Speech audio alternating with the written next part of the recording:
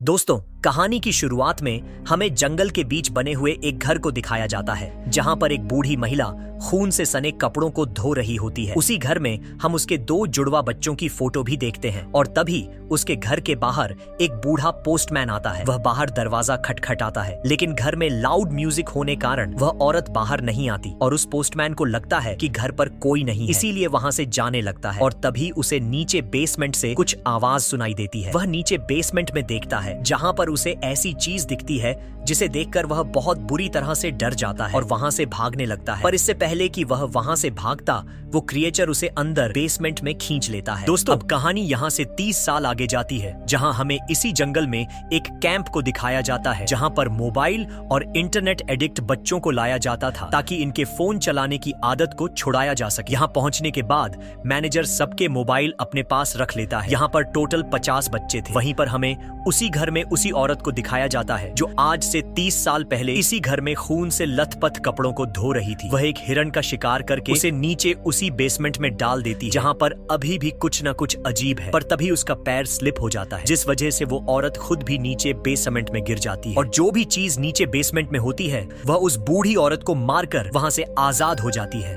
अगली सुबह हमें कैंप में दिखाया जाता है जहां पर आज सब बच्चों को ट्रैकिंग के लिए जाना है। यहाँ पर इनकी एक गाइड भी होती है जो सबको गाइड भी करती है। सबसे पहले यहाँ पर फादर आते हैं जो इन सब के लिए प्रार्थना भी करते हैं। इनकी ट्रैकिंग बहुत लंबी होती है जो करीब 3 दिनों तक चलने वाली है और अब यह अपनी ट्रैकिंग की सफर का शुरुआत करते हैं। यहाँ पर एक जोशिया नाम की लड़की भी होती है जिसके हाथ पर एक अजीब से कट का निशान है और वो उस कट के निशान को सबसे छुपा रही होती है। दरअसल वह अपने जीवन में बहुत डिप्रेस्ड है। उसके पास झूलक नाम का एक लड़का आता है जो उससे बात करने की कोशिश करता है, पर जोशिया उसकी बातों पर ज्यादा ध्यान नहीं देती। अब जब यह अपने सफर पर आगे बढ़ रहे होते हैं तभी इन्हें एक हिरण दिखता है जिसका अभी अभी किसी ने शिकार किया। गाइड कहती है कि जरूर आसपास कोई बड़ा जानवर है जो दोबारा यहाँ पर आ सकता है। दरअसल गाइड ने यह ऑब्जर्व कर लिया होता है कि इसका शिकार किसी जानवर ने नहीं बल्कि शायद किसी इंसान ने किया है, पर वह इस बात को सबसे छुपाती है। साथ ही वह इसे इग्नोर कर देती है। सब के सब पूरा दिन सफर करते हैं। रात को ये एक जगह पर कैंप लगाते हैं और यहाँ पर जितने भी टीनेजर्स हैं वो एक दूसरे को पहले से नहीं जानते और इस ट्रैकिंग का यही मकसद होता है कि इन टीनेजर्स को जो मोबाइल की गंदी लत है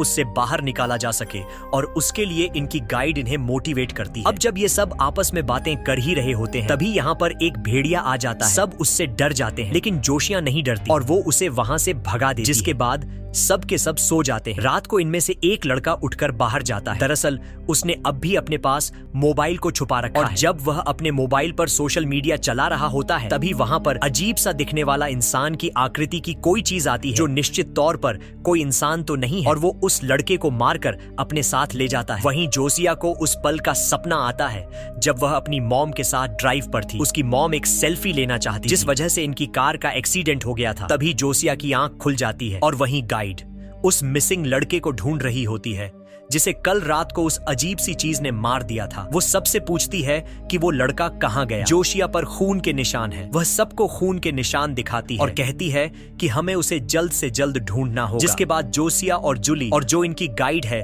तीनों की तीनों से जंगल में ढूंढने के लिए जाते हैं और उस घर तक पहुंच जाते हैं जहां पर वह बूढ़ी औरत रहा करती थी जिसने अपनी बेसमेंट में कुछ छुपा रखा था। ये तीनों के तीनों उस घर के अंदर जाते हैं जहां पर बहुत बदबू आ रही होती है। इन्हें वो बेसमेंट का दरवाजा भी दिख जाता है। ये हिम्मत करके वो उस बेसमेंट में जाते हैं जहां पर इन्हें अपने उसी साथी की डेड बॉडी मिलती है जिसे एक रात पहले उस हैवान ने मार डाला था। ये लोग डर कर वहां से बाहर निकल जाते हैं पर इससे पहले कि ये सब के सब यहाँ से भाग पाते वो अजीब सा दिखने वाला क्रिएचर और दैत्य यहाँ पर आ जाता है। ये सब के सब नीचे बेसमेंट में वापस चले जाते हैं जहाँ पर गाइड जोशिया और जूली को विंडो से बाहर निकाल देती है। पर इससे पहले कि वह खुद बाहर आती वो दैत्य उसके सामने आ जाता है और गाइड को मार देता है। जोशिया और जूली वहां से भाग जाते हैं। वहीं दूसरी तरफ झील के किनारे इनके 2 साथी बैठे होते हैं। इन्हें उस सिचुएशन के बारे में कुछ नहीं पता होता। तभी वो हैवान वहां पर आता है और उस लड़की को मार देता है। यह देखकर वह लड़का बहुत घबरा जाता है और वहां से अपनी जान बचाकर भागता है और भागते भागते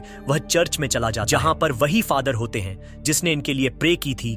वो इसे बेहोश कर देते हैं और जब इसकी आंखें खुलती हैं तो यह देखता है कि इसे चेयर के साथ बांधा गया है। इसे कुछ समझ नहीं आता। फादर कहते हैं कि मुझे पता है कि तुम जैसे न्यू जनरेशन के बच्चों को कैसे ठीक किया जाता है। तभी बाहर अपने आप ही जनरेटर ऑन हो जाता है। फादर बाहर जनरेटर को चेक करने के लिए जाते हैं। दरअसल ये उसी हैवान ने चालू किया होता है जो उस लड़के का पीछा करते करते यहाँ चर्च तक पहुंच चुका होता है और वो फादर को मार देता है, जिसके बाद वो चर्च के अंदर जाता है जहां लड़का अपनी जान बचाने के लिए कन्फेशन रूम में छुप गया होता है।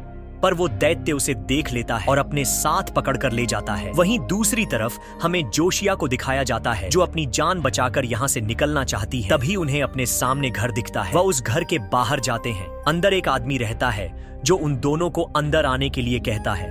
हालांकि ये दोनों से डर रहे होते हैं, लेकिन इन दोनों के पास इसके अलावा और कोई और चारा नहीं होता, इसीलिए घर के अंदर चले जाते हैं, जहां वो बूढ़ा आदमी कहता है कि मुझे पता है कि तुम किस चीज से भाग रहे हो। जोशिया को वो बूढ़ा आदमी बताता है कि आज से कई साल पहले यहीं एक औरत रहा करती थी जिसके 2 बेटे थे। एक दिन आसमान से एक स्टेरॉइड जंगल में गिरा। उस लेडी के दोनों बेटों ने उस स्टेरॉइड को देख लिया और अपने साथ अपने घर ले गए। रात को अपने तकिए के नीचे उन्होंने उस मीटर ईड को रखा जिसके अंदर से एक अजीब सा लिक्विड निकला और उन दोनों के शरीर के अंदर चला गया, जिससे उनकी आकृति बदलने लगी। वो इंसान से हैवान बन गए। उन्होंने अपने डॉग को मार दिया और जब यह बात उनकी मॉम को पता चली तो उसने अपने दोनों बेटों को नीचे बेसमेंट में कैद कर दिया और अब वो आजाद हो चुके हैं। तो इसका मतलब यह है कि उनकी मॉम की मृत्यु हो चुकी है। वह एक नहीं 2 हैं। दरअसल अब तक ये समझ रहे थे कि वह एक ही दैत्य है। दरअसल ये बूढ़ा आदमी जो इन्हें कहानी सुना रहा होता है, ये वही पोस्टमैन है जो आज से 30 साल पहले उस लेडी के घर गया था। हालांकि उन दोनों ने उसे नीचे बेसमेंट में खींच लिया था, लेकिन किसी तरह से इसकी जान बच गई। वो पोस्टमैन बूढ़ा आदमी कहता कि अगर तुम चाहो तो यहाँ पर रह सकते हो, पर वो यहाँ पर रहना नहीं चाहती। वह किसी भी कीमत पर इस जंगल से निकलना चाहती है। वह कहती है कि हमारे जिस साथी को सबसे पहले उसने मारा था उसकी बॉडी बेसमेंट में है। उसके पास एक मोबाइल भी है जो इस वक्त बेसमेंट के अंदर है। अगर हमें किसी तरह से वो मिल जाए तो हम यहाँ पर मदद मंगा सकते हैं। असल यहाँ से सबसे नजदीक जो टाउन है वो 2 दिन की दूरी पर, और इतनी दूर जाते जाते वो राक्षस इन दोनों को मार सकते हैं। इसीलिए जोशिया ये तय करती है कि वो बेसमेंट में जाएगी। हालांकि झुलक उसे मना करता है, लेकिन वह उसकी बात नहीं मानती, इसीलिए झुलक को उसके साथ जाना पड़ता है। एक बार फिर से ये उसी घर में वापस पहुंच जाते हैं और किसी तरह से नीचे बेसमेंट में जाते हैं और मोबाइल को हासिल कर लेते हैं। लेकिन तब तक वो राक्षस उसे देख लेता है। वो जोशिया को गर्दन से पकड़कर ऊपर उठाता है और तभी पीछे से झुलक उसके ऊपर चाकू से हमला करता है, जिससे दैत्य को बहुत गुस्सा आता है। वो चाकू निकालकर उसी चाकू को झूली के अंदर भोंक देता है और जोशिया को बेहोश कर देता है। और जब जोशिया को होश आता है तो देखती है कि झूलक उसके सामने है, जो बहुत बुरी तरह से जख्मी है। वह दर्द से तड़प रहा होता है। जोशिया को कहता है कि इस चाकू को निकाल दो। जोशिया को पता है कि अगर उसने ऐसा किया तो उसकी मृत्यु हो जाएगी, लेकिन वह जानती है कि इसके अलावा उसके पास और कोई दूसरा रास्ता नहीं है, इसीलिए वह चाकू निकाल देती, जिससे जुली की मृत्यु हो जाती है। जोशिया पूरी तरह से टूट चुकी होती है क्योंकि कैंप में उसके साथ जितने भी लोग आए थे वो सब के सब मारे जा चुके हैं और अब वह किसी तरह से अपनी चेन को खोलकर धीरे धीरे ऊपर जाती है, जहां पर वो देखती है कि एक दानव सो रहा है। दरअसल जब एक घर पर होता है तो दूसरा शिकार करने के लिए जाता है, जिसके बाद जोशिया धीरे धीरे एक बड़ा चाकू लेकर उसकी तरफ बढ़ती है और उस दैत्य को मारकर वहां से भाग जाती है। भागते भागते रोड तक पहुंच जाती है। तभी वो देखती है कि उसके सामने गाड़ी है। दरअसल इसमें एक रेंजर होता है जो पेट्रोलिंग पर था और वो जोशिया को देख लेता है। जोशिया उसके पास जाती है और उसे सब कुछ बताती है, जो सुनकर रेंजर भी डर जाता है। वो जोशिया को अपनी गाड़ी में बैठा है। ये दोनों यहाँ से निकल रहे होते हैं। तभी रेंजर देखता है कि सामने किसी की डेड बॉडी है। वह बाहर जाकर देखना चाहता है। जोशिया उसे ऐसा करने से मना करती है, लेकिन रेंजर उसकी बात नहीं सुनता। वह गाड़ी से बाहर निकल जाता है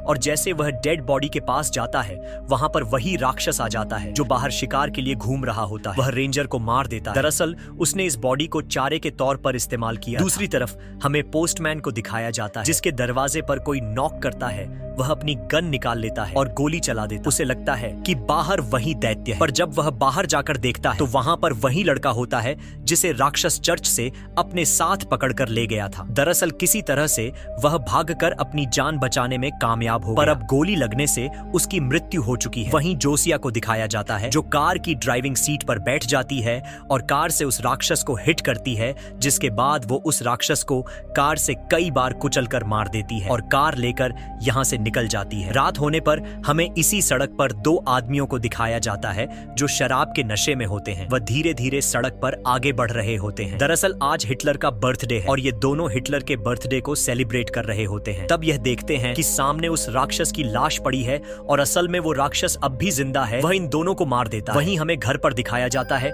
जहां पर इस राक्षस का जो दूसरा भाई है वह भी जिंदा है। इसका मतलब यह है कि इन्हें मारना इतना आसान नहीं है। और इसी के साथ ये कहानी यहीं समाप्त हो जाती है। अब मिलते हैं अगली वीडियो में, तब तक आप चैनल को सब्सक्राइब करना ना